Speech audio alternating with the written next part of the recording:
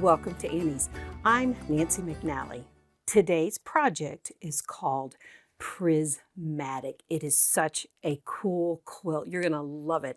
Prismatic was designed by Gina Gempesaw and was quilted by Carole Whaling. Today's project, we are working with gradated tonal fabric strips. We're going to take the strips and we're going to place them in color order, in a gradated color order. So we're going to need 5 strips for each strip set. You're going to work with your darkest, medium to your light in that color. So next, once we make our strip sets, we're going to cut squares from our strip set, and then we're going to cut our squares on the diagonal. But there's a trick here. You're going to cut left blocks on a diagonal and right blocks on a diagonal. And then we're going to join them back together to create this beautiful, very striking prismatic quilt. Let's get our fabrics and our supplies together. On my table, as you can see, I have the pattern. I have my first group of my gradated tonals. You're going to need also your fabric strips that will be joining between when we separate our blocks. You're going to need a marking pen, a fabric marking pen that's not permanent. So make sure you have one of these, whether it's one that the ink mark is dissolved by water or by air or by the iron. Just make sure you follow the instructions on how to make the mark go away, because you do need this. This is an important step. You're going to need, now I used a small ruler to mark, and I'm going to show you what the marking's for in just a few seconds or a few minutes. But you're going to need a ruler that you can maneuver on your white fabric strips, okay? Next, I used this ruler for my strips and for squaring things up, along with a large square ruler. Now this is a 12.5-inch square ruler. So those are the things that I used to make sure that I had everything ready and I can trim everything to the right size. Now let me give you a little tip. If you're using pre-cut 2.5-inch wide strips, do not starch them first, because what happens is you put the heat to the strip that you've sprayed with starch, and the strips shrink. I know that sounds kind of odd, but they do. The fabric shrinks just a little bit. And if you haven't pre-washed everything, you're going to get, when you do wash it, it's not going to have the same shrink rate. And also, if you're using, like I said, the pre-cut strips, the 2.5-inch wide, they're going to shrink smaller than 2.5 inches. So try not to use spray starch first. Okay, let's get started making our strip sets.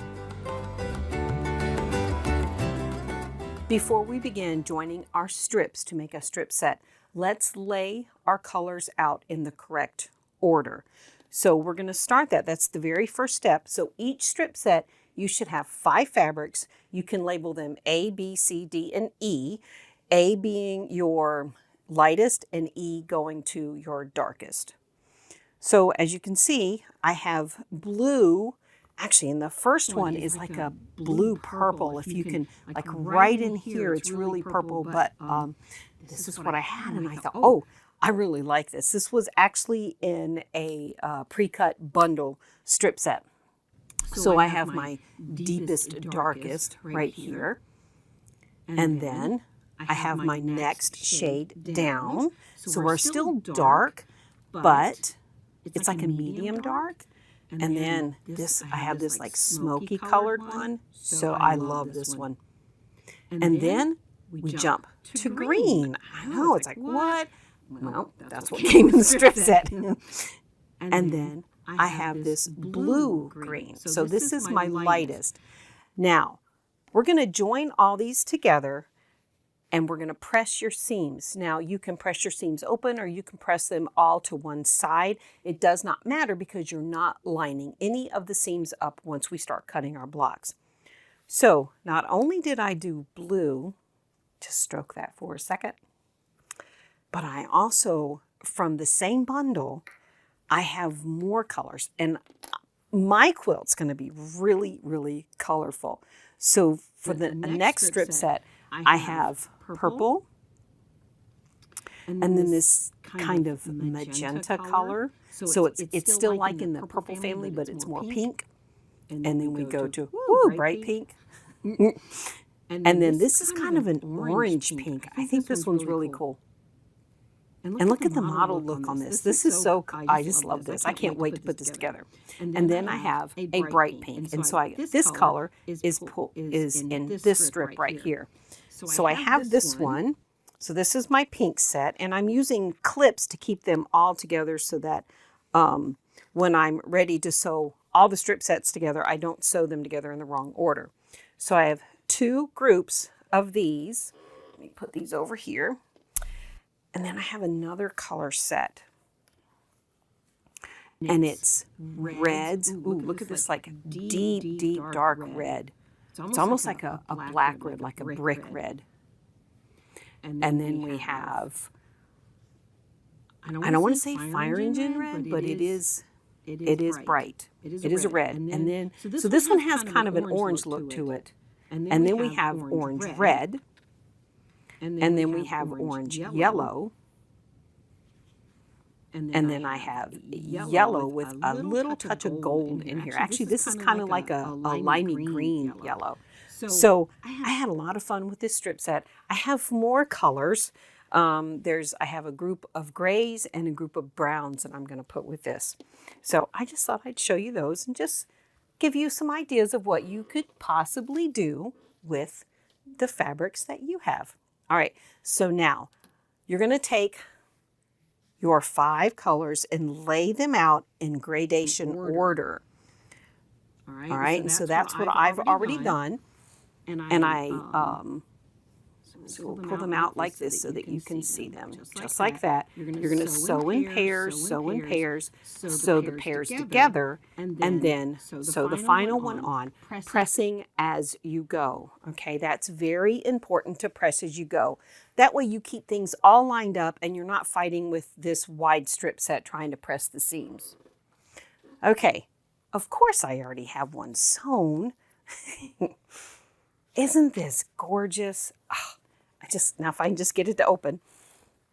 There we go.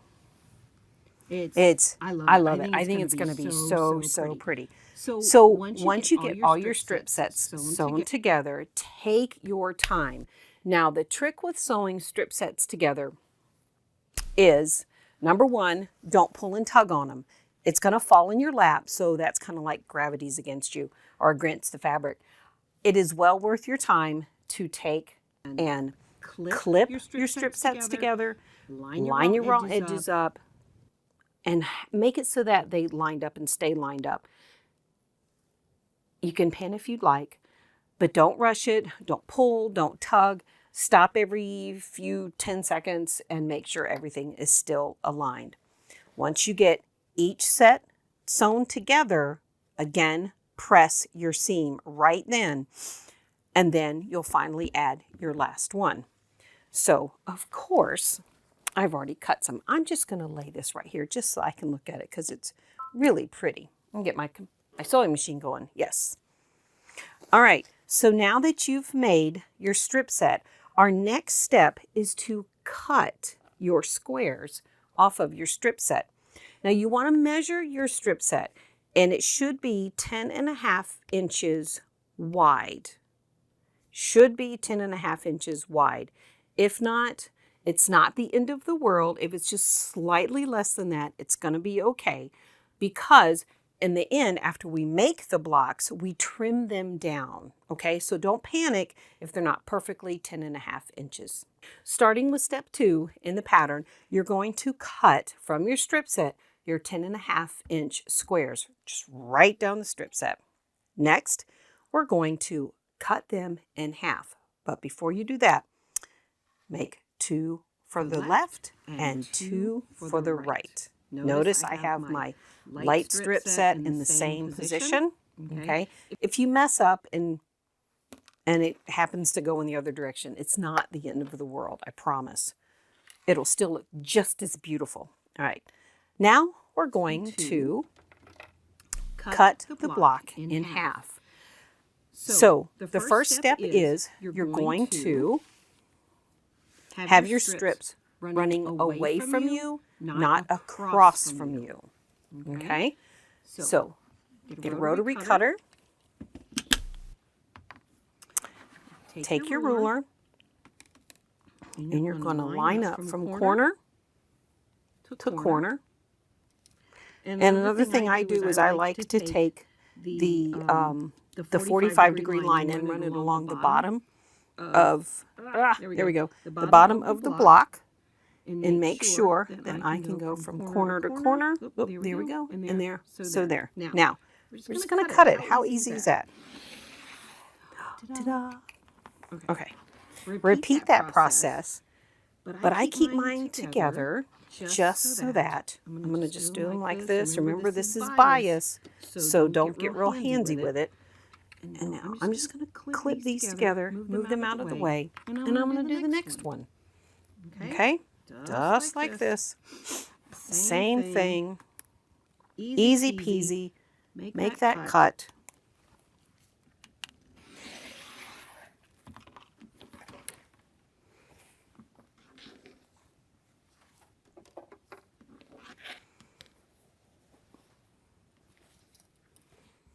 And then you have your other set.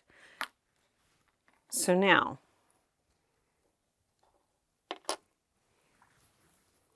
we need to cut from here to here. But I can't cut from there to there the way I'm sitting. So I'm going to turn it upside down and cut. And then I'll rotate it around. All right, let's make sure that's the same, right? Okay, so if I'm cutting from here to here, because the other cut was this way, this cut needs to go this way, but with the way I'm sitting, I've got to move it around. Excuse me. So here to here. Still can't do it, can I? All right. All right. So see, aren't you glad I did that? So what if I take and go like this and turn it upside down? So it's still corner to corner. There we go. Sometimes it's difficult to do things on camera. So the reason I did that was so that I could cut it in the other direction. All right? Okay. Now we're going to move on. We're going to prepare. We need to get our white strip that goes in between, our ruler, because we're going to have to measure, and you're going to need your fabric marking pen. It's time to join our blocks. As you can see, I've already joined a right one, or excuse me, that's a left one. The other right? Okay, so here's our right one, and I have them lined up the way I want, and I have my white strip. So you're going to need your marking pen and your ruler. So now for the right one, let's look at, it's step number 6 in the pattern. So it's figure 5 in the picture. So what I want to do is I want to mark 7 3/4 inches up this side. Okay, so I'm going to take my ruler. I need just a little bit of room. There we go. I'm going to take my ruler, line the bottom edge, there it is, with the fabric. And then 7 3/4 is right here. I need to mark it just a little bit. We're going to do that one first. And then make that a little bit darker. Hold that still. Okay. And so now I need to mark one from this side of the strip down. And this one's going to join to there. So take my ruler, rotate it, line it up with the edge,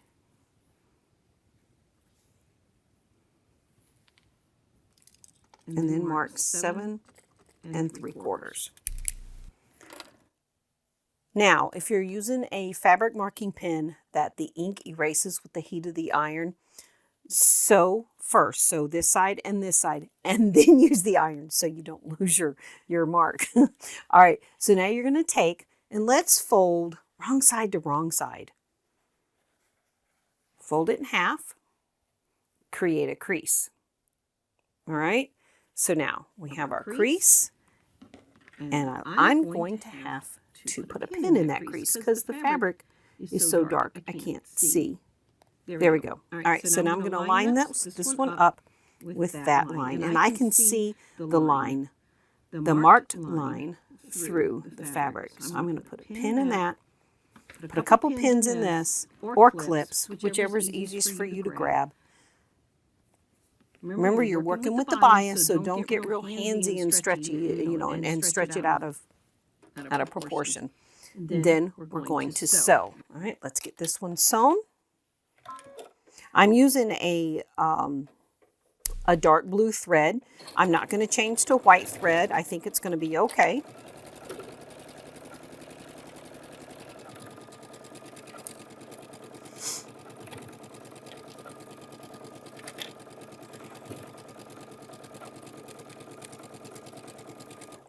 All right, cut the thread, and then we're going to join the other one. We're going to do the same thing, finding center.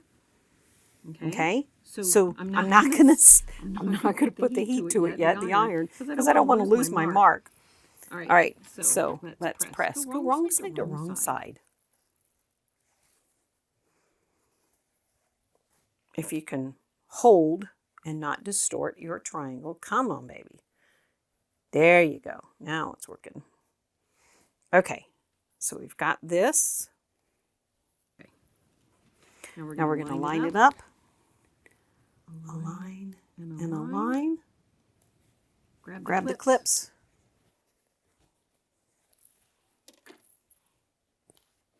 Now the reason Gina has you mark the white strip is because we want our strip set triangles to be offset just enough so that allows you room to trim to the right size.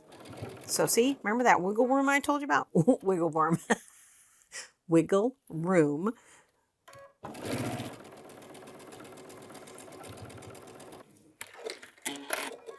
Ta-da! There we go. Now see how this white strip is going this way? And this one is going that way. I'm going to get this pressed, and then we're going to trim it to size. Now I have mine pressed. Now it's time to trim. The size we're going to trim it down to is 9.5. Let me make sure I got that number right. 9.5 by 10 3/4. I'm going to remove this. So here's what I do. Half of 9.5 is 4 3/4. I had to think about that.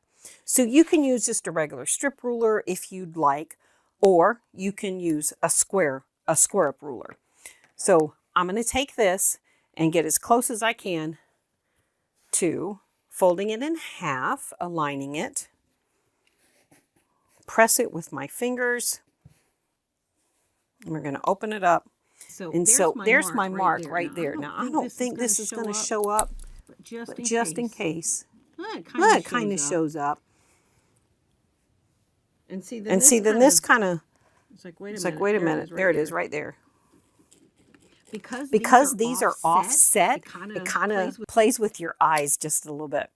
So now I'm going to take, the 4 3/4 inch mark from my ruler and place it on my mark. That's the center. Find the other one. And there's a glare, and I apologize.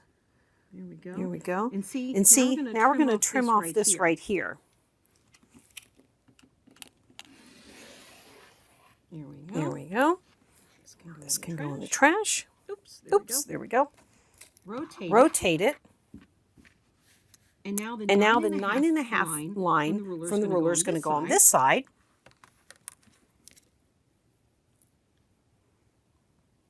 There we go.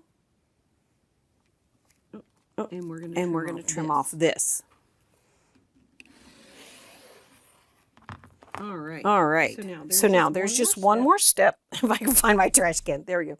One more step is to make sure it's 10 3/4. If it's not, you're going to have to adjust all of your blocks to the same size and make certain that the strips that you join these two blocks together is the same size as your blocks. Because sometimes when you're sewing things like this together, you have a little bit that's going to be off. It's not the end of the world, I promise. We can still remain friends, promise.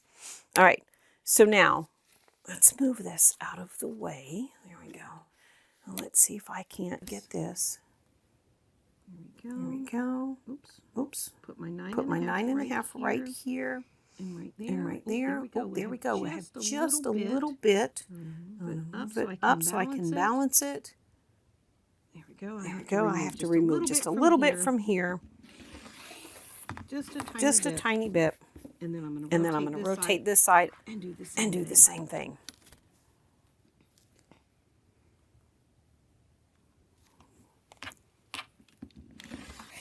All right. So there you go. That's how you make these very beautiful prismatic quilt blocks. I think this is a fantastic quilt. For our next step, after you make all of your blocks, and if I remember, yes, there are 30 blocks. Don't forget to trim them all to the same size. Now, your next step will be to decide your layout. All right. So for your first row, you're going to lay your blocks out, actually for all the rows, but honestly, lay them out, and you're going to have your joiner strips that go in between. So what we're creating is we have this angle going back and forth all the way across. And then you're going to have between the rows, you're going to have a long strip to separate the two. Next, you're going to join each of your rows together. Don't forget to press your seams, and then you're going to add your borders. Again, I love this quilt, and I'm so happy I got to film for you. So I want to thank you for joining me today. Thank you for being here, and I hope to see you on another Annie's tutorial. Thank you, Gina, for making this, or designing and making this beautiful design. I absolutely love it. It is just so eye-catching. All right, everybody. Don't forget to share your photos with us and tag, excuse me, and tag Annie's, hashtag Annie's. And we'll see you on another one. All right, everybody. I'm Nancy McNally. Happy quilting, and we'll see you later.